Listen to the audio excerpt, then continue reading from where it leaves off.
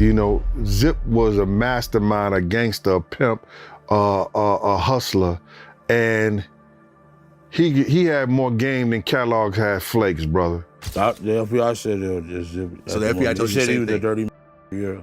So the FBI told you that Zip kept that money as They well? said Zip's a dirty And when we would go shopping,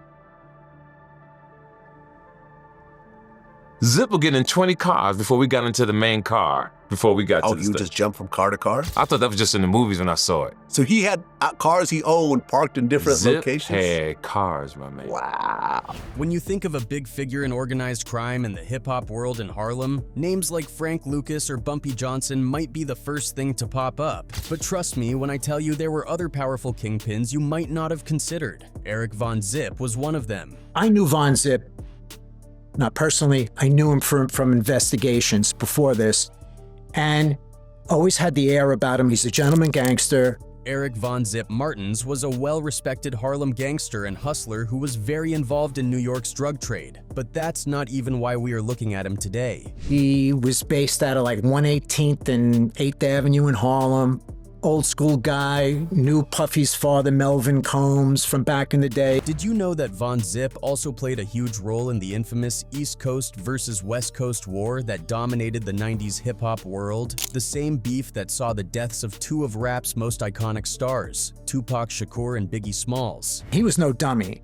He stayed out of jail for many years. This guy had quite the life, and we'll get into it. Born in central Harlem on 118th Street between 8th Avenue and St. Nicholas Avenue on October 10, 1960, Eric Von Zip emerged from the depths of Harlem's underworld, particularly around his home turf on 118th Street. You know, he was about partying and about having a good time, and he definitely left an impression on the community and, you know what I mean, in Harlem in general. Over time, he transformed himself into a powerful international dealmaker and influencer. His reach extended beyond the streets. He played a key role in managing Mike Tyson, mentoring the Notorious Big, and forging connections within the music industry. He also had strong ties to Bad Boy Entertainment and its founder, Sean Puff Daddy Combs, solidifying his status as a behind-the-scenes power player. Puff, Mom, and Von Zip used to be in a relationship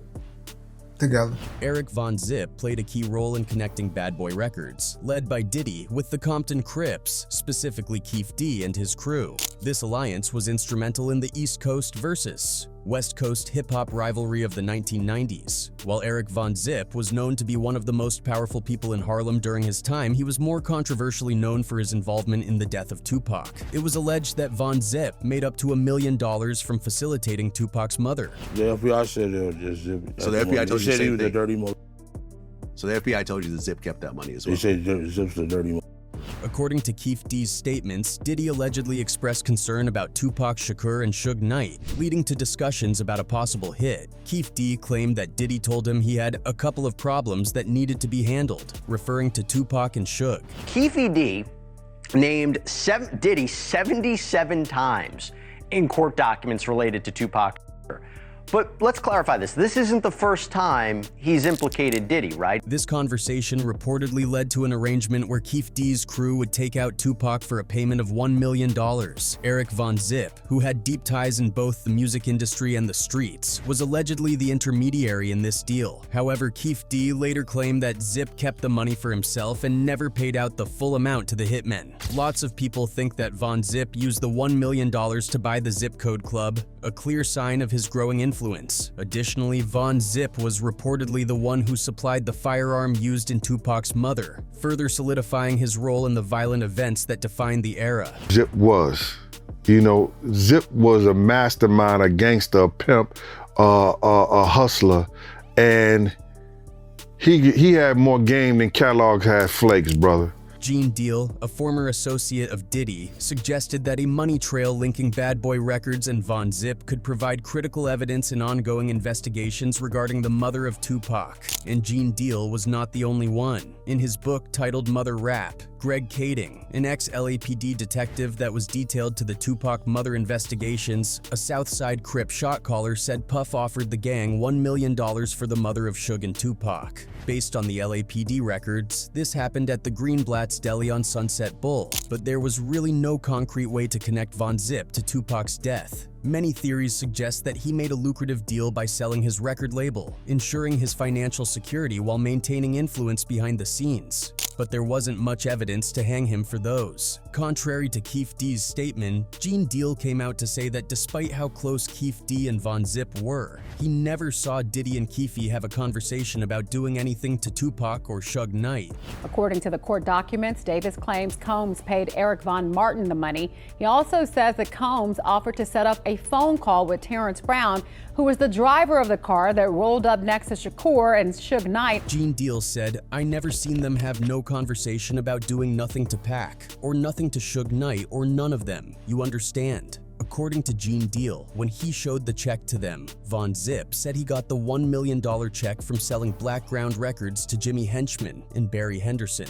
I saw a check for $1 million that Von Zip showed us from, in which he said he got for Black Ground Records. He said, "I don't know how much time had elapsed, but my man was sitting on the block on 112th Street. Zip had come around in the new, I don't know what it was. I don't know if it was the Aston Martin. I don't know if it was the Rolls. It was something. I forgot the car." And that's when he showed us a check for $1 million and said he got it from selling Black Ground Records to Barry Henderson and Jimmy Henchman. He went as far as clarifying the relationship between Von Zip and Keefe D, recounting that he only saw them together during social gatherings or while gambling with high-stakes dice games that amounted to tens of thousands of dollars. Gene Deal also commented that the only person who suggested violence against Tupac was Dmat, who was associated with the Crips in California. He, however, called for an investigation into the circumstances surrounding the check because he also doubted the reason Von Zip got that check. We know Tupac was shot 4 times on September 7, 1996, in a drive-by attack about a block from the Las Vegas Strip after a Mike Tyson-Bruce Seldon championship fight, leading to his eventual death. Rap star Tupac Shakur died last night after a brief life in a rough business. He was 25. About 6 months after, in March, Biggie died after he was shot 4 times in a similar drive-by outside the Peterson Automotive Museum, about a block from the Los Angeles County Museum of Art.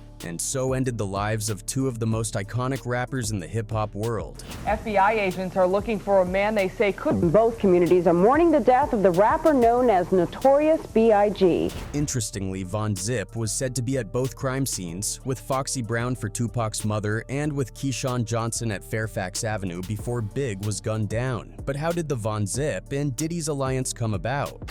Von Zip allegedly had Harlem under his tight grasp on and off for decades while he managed a narcotic operation in California involving the Southside Crips, the same ones that masterminded Tupac's mother. According to Mike Dorsey, Diddy needed security in LA, and Von Zip was the one who made that happen. He introduced him to Keefe D and the Southside Crips. That connection would change everything. Back in the day, Diddy and Von Zip rolled together, clocking long days at Bad Boy Records and even longer nights at Diddy's crib. No wonder Diddy called Von Zip his uncle, and Zip called Diddy his favorite nephew. Keefe D also confirms in one of his interviews that it was Von Zip who introduced Diddy to the Southside Crips, a formidable street gang based in Compton, California, and made sure Diddy remained untouchable in LA. With the growing tension between the East Coast and the West Coast, this connection proved important. I mean, but Southside's had connections with, they had Von Zip, Corey Owers, and all of that was dealing with people that was associated with Bad Boys. It was the Southside Crips that came to Diddy's rescue whenever a fight broke out between Bad Boy Entertainment and Death Row Records. Suge Knight already employed Compton Piru Blood gang members as bodyguards, so it only made sense that Diddy would have the Crips on his watch. As a guy from New York who needed to make it and blow big in hip-hop, Diddy knew he had to be in Los Angeles, despite his growing feud with Suge Knight and his Death Row label. Back then, you couldn't run a hip-hop label without being able to come to LA, and that posed a big problem, given the brewing East Coast versus West Coast rivalry. Now, here's where the story gets messy. At the beginning, both Suge Knight and Diddy could actually see eye to eye, but all of that changed after a while. Suge was in some shady doing too much and trying to flex. and he didn't have his bodyguards like he normally have. The first salvo that damaged their good relationship was the death of Jake Robles, aka Big Jake. We know Jake Robles was Suge Knight's bodyguard and friend, allegedly shot dead by a Bad Boy record affiliate, shot dead over an argument that broke out at a birthday celebration of Jermaine Dupri at the Platinum nightclub in Atlanta. Naturally, this event got Suge Knight heated up, and that anger gradually led to the war that was the East versus West Coast beef. For Puffy, aligning himself with the Crips was a huge win for both himself and his record label. So he was out there thinking people is like really scared of him now. He couldn't take advantage of that this time.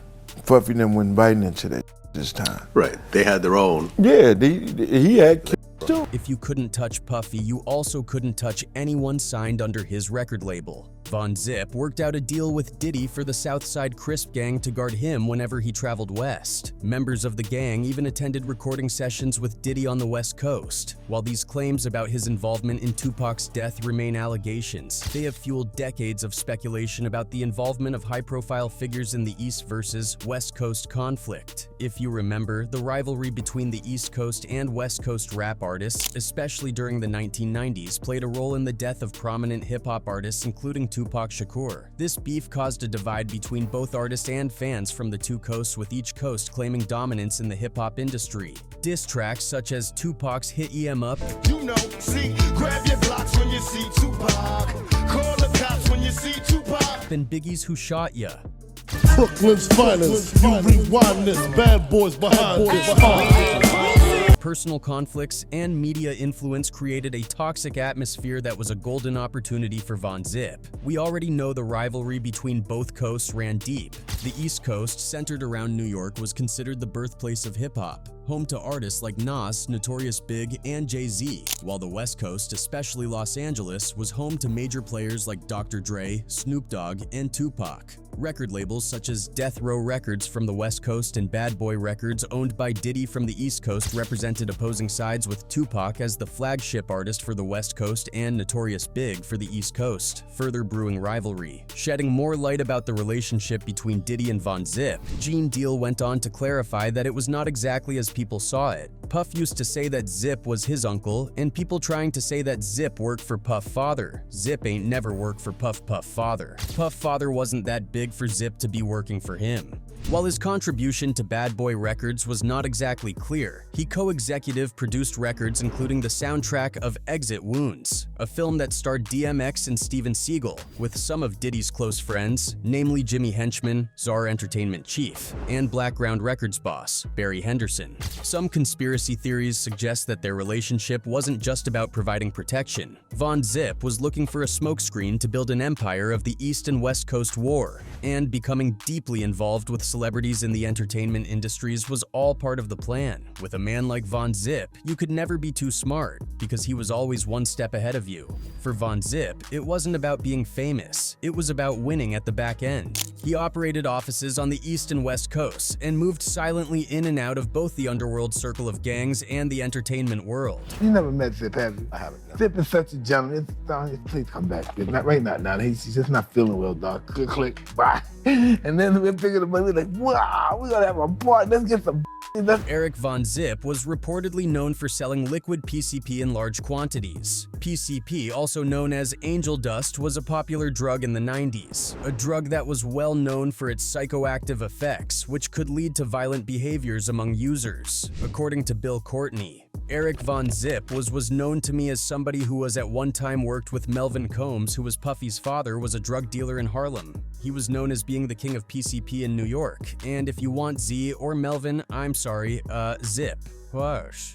Okay, so Eric Von Zip was known as the PCP king. If you wanted liquid PCP, he had it, and he'd sell you it in like huge, labeled by a lot of people as the Godfather or Harlem. The Kingpin was more powerful than you could have imagined, bigger than the law itself. Eric Von Zip wasn't just a big hustler, he was the Black Al Capone, who allegedly played the hip-hop world from the shadows using artists, labels, and even gangs like chess pieces. Growing up in Harlem, and especially for someone whose mentor was a dangerous figure like Ellsworth Bumpy Johnson, Von Zip learned two major lessons in life. Not everyone will survive the hustle, and the game was not guaranteed to make everyone rich. But forget about his hustling spirit. What set him apart from the rest of his peers was that he was a student of the game. He didn't just want to be like his peers. He wanted to be better. He wanted to control both the East Coast and West Coast, and anyone standing in his path became a stepping stone to be crushed. Von Zip's empire wasn't built overnight. He allegedly operated a highly organized network of criminals who moved products across the country, from Harlem to Miami, from LA to Atlanta.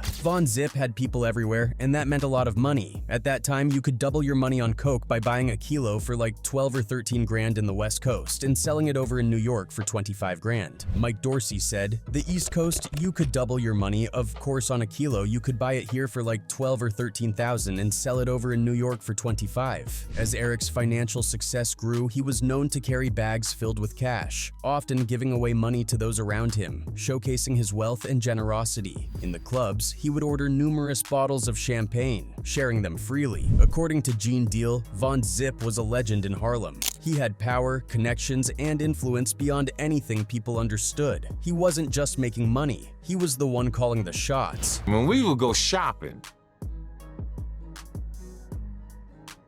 Zip would get in 20 cars before we got into the main car, before we got to the you just jumped from car to car? He owned a club restaurant called Zip Code, formerly known as Jimmy's Uptown, on Adam Clayton Powell Jr., Belvedere, where celebrities like Stevie Wonder appeared and had connections to Don King, Mike Tyson, Cameron, Foxy Braun, and more. It has even been said that he owned a record label and knew almost every new kid on the block. Von Zip also had Aaliyah on his roster before her tragic death in an airplane. He was a young, self-made millionaire every black entertainer looked up to and wanted to work with. Von Zip wasn't just a Harlem Kingpin, he was a strategic mind who played both coasts. His connections ran deeper than most people knew. Apart from aligning himself with the biggest names in the music industry, Von Zip was said to have had influence over politicians, law enforcement. Eric Von Zip didn't just create a master plan for his empire, he protected it. If you were supposed to own an empire, you'd have to last long in the game. It was said that being in the game for a long time and seeing powerful peers going down easily made him more cautious. He thought differently from others, knew the right people to use, and knew just how to play them to get what he wanted.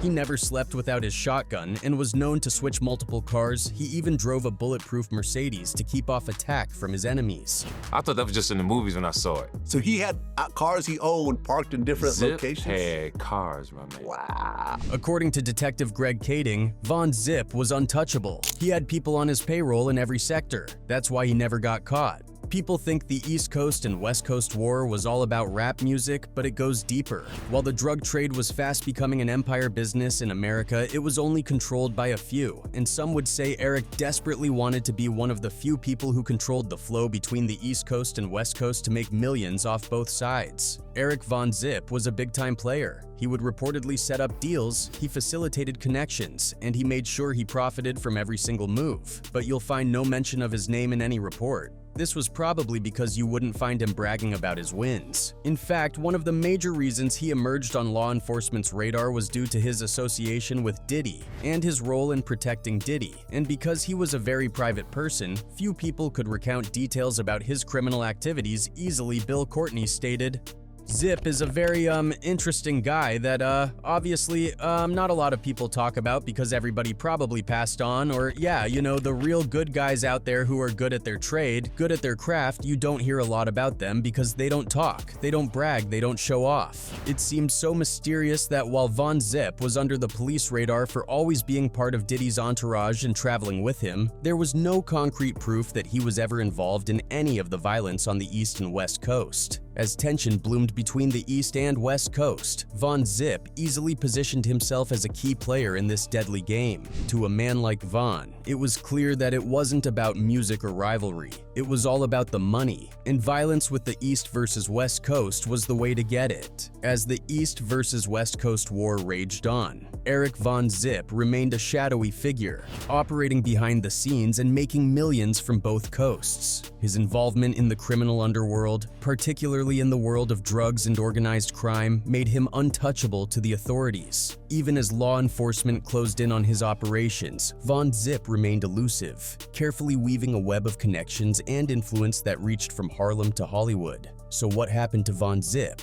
Unlike many of his peers, he never faced trial for these allegations. You have to give the man some credit for being in the game for that long. From the 1970s, 1980s, 1990s, 2010, he was a master in Harlem, staying relevant for decades. He was prepared to run the game till his death. Nowadays, most guys are lucky to last 5 years in the game, and some barely make it through a single summer. Of course, the game has changed, and there's not as much money in it anymore, leaving behind 2 sisters and 7 children. Eric Von Zip passed away in 2012 after battling cancer and bouts of severe back pain from a serious car accident, taking many secrets to the grave. But his impact? It's still felt today. His funeral was described as a grand affair, graced by many popular figures in the boxing and music industries, showing the impact he had on those around him. In the end, Von Zip never saw a courtroom for his alleged crimes. He lived his last years in Harlem, still respected, still feared. When he passed away in 2012, many secrets died with him,